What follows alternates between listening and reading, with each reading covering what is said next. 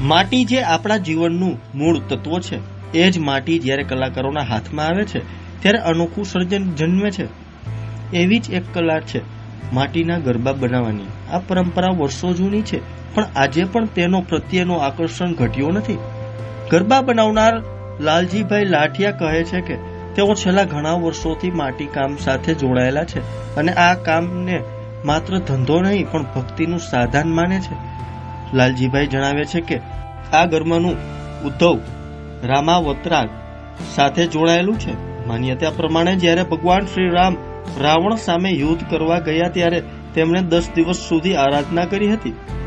એટલે જ નવરાત્રી દરમિયાન ગરબા પ્રગટાવવાની પરંપરા ચાલી આવી છે. આ માત્ર પૂજા નહીં પરંતુ શ્રદ્ધા અને શક્તિનું પ્રતીક છે. અત્યારના સમયમાં સૌથી વધુ માંગ છે માતાજીના મુખવાળા ગરબાની.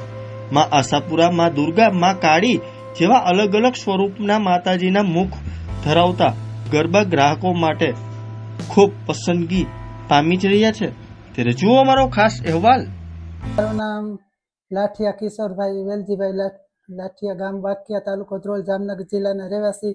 છેલ્લા રાજકોટમાં 15 વર્ષથી અહીં આવી ગયેલ તે માટીકામને સંકળાયેલા છે. આ માટીકામની અંદર ગરબા તો રામ અવતારથી બને છે. રામચંદ્રજી જ્યારે યુદ્ધ કરવા રાવણ હારે જતા હતા ત્યાં 10 દિનની આરાધના 9 દિનની કરીને ગરબાનું સ્ટાર્ટ કરીને અહીંયાથી એને આયોજન કર્યું ને રાવણને મારીને જીતીને આવ્યા.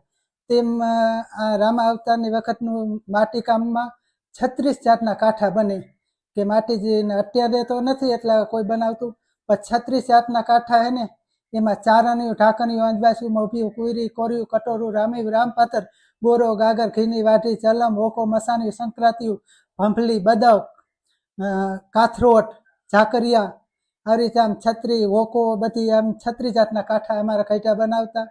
અને હાલની તકમાં અમે એનો સંકલ્પ ચાલુ બને. અત્યારના ગરબા તો આમ શરૂઆતમાં પેલા આગળના ઘેટા સાદા બનાવતા. અત્યારના યુગ પ્રમાણે ફેશનના ગરબા, ડેકોરેશન પ્રમાણે આ બધા જરૂર પડે છે તો અમુક ડેકોરેશનના એવા. અત્યારે અમે મુખવાળા માતાજીના મુખવાળા ગરબા બનાવી છીએ કે જે આમ દુર્ગા મુખ છે, આશાપુરાનું મુખ, એમાં કાલીનું, એવી રીતે આમ અલગ પ્રકારના મુખના ગરબા બનાવી છે. આ ગરબાનું મટીરિયલ છે બહારથી આવે અને અલગ અલગ વસ્તુ અલગ અલગ ઠેકાણે છે બનાવવાના આવે.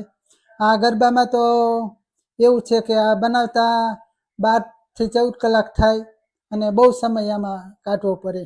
આ તો એક કુદરતી રીતે કે ભગવાનને આમ કેમ આપને કે એ રીતે આમ એમ થાય કે આપને આ ધાર્મિક કામમાં આટલો સુધારો કરી તો માણસોને આકર્ષણ વધે.